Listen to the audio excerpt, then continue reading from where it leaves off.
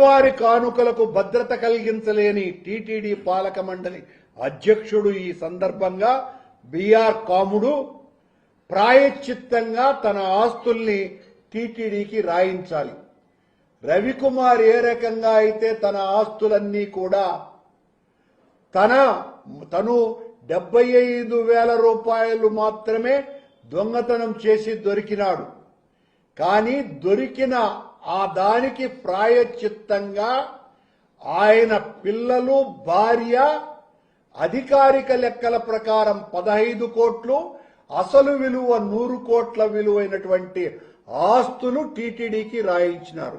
దాని మీద ఎంత రాద్ధాంతం చేసినారు, ఎలా రాయించినారు, దీని వెనుక ఉన్నదెవరు, ఆ కుట్ర బయటికి రావాలి. జగన్మోహన్ రెడ్డి తిన్నాడు, కరుణాకర్ రెడ్డి తిన్నాడు, సుబ్బారెడ్డి తిన్నాడు, ధర్మారెడ్డి గారు తిన్నారు అని అనేక రకాలైనటువంటి ఆరోపణలు చేసినటువంటి మీరు ఈ రోజున ఆ ధనం ఎందుకు వాపస్ తీసుకోలా? అది తప్పైనప్పుడు రవికుమార్ ఇచ్చినటువంటి ఆస్తులని ఎందుకు వాపస్ ఇవ్వలేదు? ఎందుకు ఇవ్వలేరు అంటే ఇచ్చినటువంటి వాళ్ళు, వాళ్ళ భార్య, పిల్లలు ఒక్కసారి టీటీడీకి రాయించిన తరువాత రాసి ఇచ్చి ఆ తర్వాత వాళ్ళు టీటీడీకి అందజేసినారు. టీటీడీకి సొంతదారు అయిన తర్వాత ఎట్టి పరిస్థితుల్లోనూ దానిని తిరిగి ఇచ్చేటువంటి అధికారపు చట్టం టీటీడీకి లేదు. దాని మీద విపరీతమైనటువంటి రాద్ధాంతమంతా చేశారు. ఈ కాపలా కుక్కలు ఏమైనా ఇప్పుడు జయ విజయుల దగ్గర వాళ్ళిద్దరే కాకుండా కాపలా కుక్కలాగా కాస్తున్నాను అన్నటువంటి వ్యక్తులు ఇప్పుడు ఈ పరకామణిలో దోపిడీ చేసి భాగస్వాములుగా ఉండి తాము దోచుకున్నటువంటి బంగారుకు, నగదుకు దేవుడు తీసుకెళ్తాడేమోనని కాపలా కాస్తున్నారా కుక్క అని అడుగుతున్నా నేను. మీ దొంగతనం చేసినటువంటి ఆ సొమ్మును కాపలా కాస్తున్నారా దేవుడు తీసుకోకుండా? భక్తికి రక్తికి తేడా తెలియని వ్యక్తుల వల్లే పరకామణిలో భారీ మొత్తంలో స్వామివారి ఆభరణాలకు చోరీ అయ్యాయి. కానుకల్ని చోరీ చేయటం ఎంత పాపమో ఆ పనికి ఉసికొల్పిన ఈ టీటీడీ పాలక మండలి అసమర్థ పాలన సాగిస్తున్న బిఆర్ నాయుడు అధ్యక్షతన ఉన్నటువంటి వాళ్ళందరూ కూడా బాధ్యులే. కూటమి నియమించిన పాలక మండలి శ్రీవారి ఆభరణాలు, కానుకలకు రక్షణగా కంటికి రెప్పలా ఉండాల్సింది పోయి ఆ కనురెప్పే శ్రీవారి ఆభరణాలను కాటేస్తోంది. నిందితుడి నుంచి, పెంచులయ్య నుంచి 1 కోటి ఆభరణాలు రికవరీ చేశారంటే ఇక అసలు పట్టుబడని ఆస్తులు ఇంకెన్ని ఉన్నాయి? ఆ పెంచులయ్య కార్పొరేట్ సంస్థల దగ్గర మార్పిడి చేసినాడు, తాకట్టు పెట్టినాడు, సొమ్ము అమ్మినాడు, ఇన్ని రకాలైనటువంటి చర్యలు చేసినాడు సుమా కేవలం 6 నెలల సమయంలోనే. ఈ బరితెగింపుకు ధైర్యం ఎక్కడి నుంచి వచ్చింది? అప్పటికే రవికుమార్ అనేటువంటి పరకామణి చోరీకి సంబంధించినటువంటి సంఘటన జరిగింది అని తెలిసి కూడా ఇంత బరితెగింపుకు వచ్చారు అంటే మా మీద దాడి చేయటానికి రవికుమార్ విషయాన్ని బయటికి వదులుతూ లోపాయికారిగా ఇలాంటి దొంగలతో పరకామణి సొత్తంతా కూడా దోచుకునేటువంటి ప్రయత్నం చేశారు అన్నది సుస్పష్టం. వీళ్ళ మా మీద విమర్శలు చేసేది. ఇప్పుడు ఛాలెంజ్ విసురుతున్నాం. రవికుమార్ పరకామణి కేసులో చిన్న తప్పు జరిగున్నా, అడ్మినిస్ట్రేటివ్ ల్యాప్సెస్ తప్ప చిన్న తప్పు జరిగి ఉన్నా దేనికైనా సిద్ధం. పాలక మండలి సభ్యునిగా ఆ రోజుల్లో అధ్యక్షుడిగా సుబ్బారెడ్డి గారి దానికి సంబంధించి వీడియో బయటికి తీసినారే, పెంచిలయ్య దోపిడీకి సంబంధించి వీడియోలు ఎందుకు బయటికి రాలేదు? కాపలా కుక్కగారు, అది బయటికి రావాలి కదా. 3 ఏళ్ల క్రితందే బయటికి వస్తే సంవత్సరం క్రితం నాటిది బయటికి రావాల్సిన అవసరం ఉన్నది కదా. దాచేశారు. ఎందుకు దాచేశారు? అవి బయటికి వస్తే ఆ రోజు ఇంకా ఎవరెవరు దొంగతనం చేశారో కూడా దొరుకుతాయి కాబట్టి. ఈ పెంచిలయ్య కాదు, ఇంకా ఎవరెవరు దొంగతనాలు చేశారో అవి కూడా బయటికి వస్తాయి కాబట్టి ఆ వీడియో ఫుటేజ్లు బయటికి తీసుకురావటం లేదు.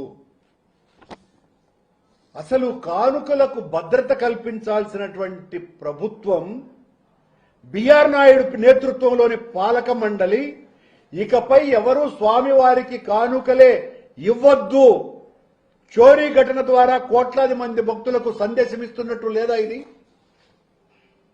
ఎంత దారుణమండి! ఇది ఎంత ఘోరం, అపచారం, అమానుషం, దైవద్రోహం, భక్తద్రోహం, భాగవతావమానం, కలియుగ కల్మషం, 7 కొండలంత వేదన, ఎదనంతా నిండిపోయేటువంటి విషయం భక్తులకందరికీ కూడా. వరుస సంఘటనలు, పరకామణిలో కోట్ల రూపాయల దొంగతనం, స్వామివారి నెయ్యి నేలపాలు కావటం, భగవద్గీతను దూషించటం, దర్శనం కోసమని వచ్చి భక్తులు మరణించటం, గోమాతలు అకాల మరణం పొందటం,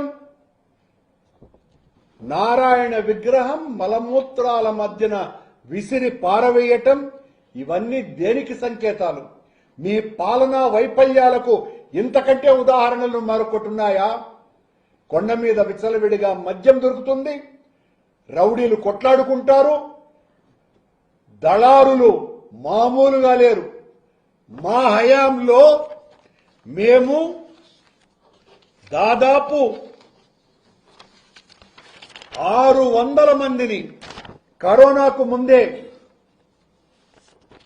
కరోనా రావటానికి ముందే 600 మంది మీద ముద్దాయిలని అరెస్టు చేశాం, తప్పుడు పనులు చేసే వాళ్ల మీద. ఇవన్నీ రికార్డే. దాదాపు 1500 మందికి పైగా బైండ్ ఓవర్ కేసుల్ని పెట్టడం జరిగింది. ఈ ప్రభుత్వం ఈ 2 సంవత్సరాలలో ఒక్కరిని కూడా బైండ్ ఓవర్ చేసుకోవాల, ఒక్క కేసు కూడా నమోదు చేయాల. కొండ మీద 300 రూపాయల టికెట్టు 3000 నుంచి 4000 రూపాయలకు రోజుకు 3000 టికెట్లు అమ్ముతున్నారు. బరి తెగించిపోయినారు కొండ మీద. బిఆర్ నాయుడు నేతృత్వంలో ఉన్నటువంటి పాలక మండలి సభ్యులు, ముఖ్యమైనటువంటి వాళ్ళు దీంట్లో భాగస్వాములుగా ఈ తతంగమంతా నడుస్తున్నది.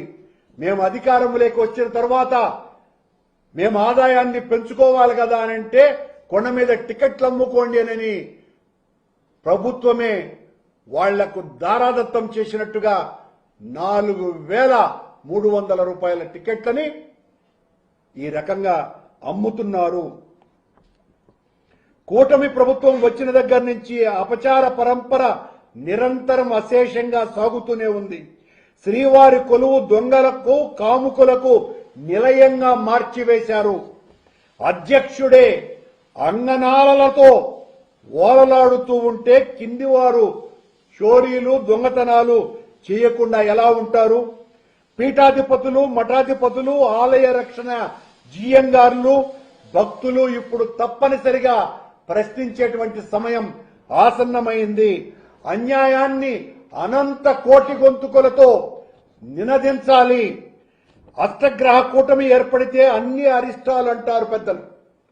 ఈ త్రికూటమి పాలన వలన త్రిలింగ దేశం దైవానుగ్రహానికి లోనవుతుందని జనం భీతిల్లుతున్నారు.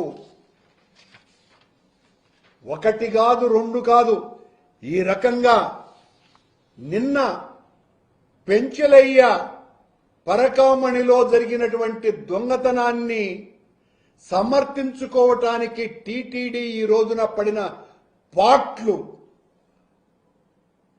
చంద్రబాబు నియమించినటువంటి భక్తాగ్రేసుడైనటువంటి దాస్యుడు ఇప్పించినటువంటి ఆ ప్రకటన అదేమన్నా కోట్ల రూపాయల దొంగతనమా? 5 రూపాయల దొంగతనం చేసిన టీటీడీలో ఉద్యోగస్తుణ్ణి ఉద్యోగం నుంచి సస్పెండ్ చేస్తారు, జైలుకు పంపుతారు అవినీతి పరుణ్ణి. దాని మీద మీ వివరణ సిగ్గుచేటు. ఏం చెప్తారు?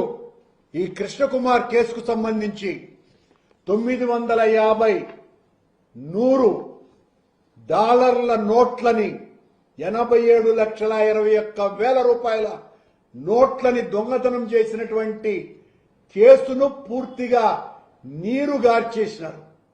అతను అరెస్టు కూడా కాల, ఉద్యోగం హాయిగా చేసుకుంటున్నాడు. మీరేమో దాచేసినారు. మీ ప్రభుత్వాన్ని మోసేటువంటి తొత్తులైనటువంటి ప్రసార మాధ్యమాలు. దీనికి సంబంధించి విజిలెన్స్ రిపోర్ట్ వచ్చినా కూడా ఏ మాత్రం అతి గతి లేదు. హాయిగా ధైర్యంగా దొంగ కులాసాగా తిరుగుతున్నాడు. రవికుమార్కు సంబంధించి మాత్రం మా హయాంలో జరిగిందని మీ ఇష్టం వచ్చినట్టుగా దాని మీద సంవత్సరంన్నరకు పైగా మా మీద కథనాలు వడ్డిస్తూనే ఉన్నారు. ఆయా రవికుమార్ చేసిన తప్పుకు ప్రాయశ్చిత్తంగా 100 కోట్ల రూపాయల విలువ చేసేటువంటి ఆస్తుల్ని తన కుటుంబ సభ్యుల చేత రాయించినాడు. ఈ పెంచిలయ్య ఆస్తులు రాయించుకున్నారా? టీటీడీ పెద్దలు రాయించుకోలా. అతని దగ్గర కొట్టేసి ఉంటారు. మిగతావి ఆస్తులన్నీ కూడా కాపలా కుక్కలు కొట్టేసి ఉంటాయి. కృష్ణకుమార్ 950 $100 నోట్లను కొట్టేస్తే ఆ కొట్టేసిన నోట్లను 950 విజిలెన్స్ రిపోర్టులు ఏమో 949, ఎఫ్ఐఆర్లు ఏమో 950. అక్కడ కూడా తేడా ఉంది. ఇందులో అంత డబ్బు కొట్టేస్తే ఆ డబ్బును మింగిందెవరు? 6,74,000 మాత్రమే ఎలా చూపినారు? అతని మీద కేసు నమోదు చేసిన సుప్రీంకోర్టు వరకు వెళ్లగలిగేంత సమయం ఎలా ఇవ్వగలిగినారు? ఈ విషయాలన్నింటి మీద ఎంక్వైరీ వేయాల. పెంచిలయ్య మీద జరిగినటువంటి కుంభకోణం మీద, ఆ నేరం మీద, కృష్ణకుమార్ చేసినటువంటి నేరం మీద, ఈ ఆపరకామణి దొంగతనం మీద సిఐడి ఏసీబీ ఎంక్వైరీ చేసేటువంటి దమ్ము మీకు ఉన్నదా? చంద్రబాబు నాయుడు గారు అసలు వాస్తవాలు బయటకు వచ్చేస్తాయి అప్పుడు, ఎవరు ఏంటి అన్నటువంటి విషయాలు. కానీ ఎట్టి పరిస్థితులను చంద్రబాబు గారి ప్రభుత్వం ఆ పని చెయ్యదుగాక చెయ్యదు. ఉద్దేశపూర్వకంగా మా మీద ప్రచారానికి మాత్రం వాడుకున్నారు. ఏ మాత్రము కూడా నైతిక విలువలు లేని పాలక మండలి అధ్యక్షుడి వ్యవహార శైలి వలన మరింతగా టీటీడీ ప్రతిష్ట దిగజారిపోయింది. ఈ టీటీడీ చైర్మన్ కొండ మీదికి రావటానికే అనర్హుడు.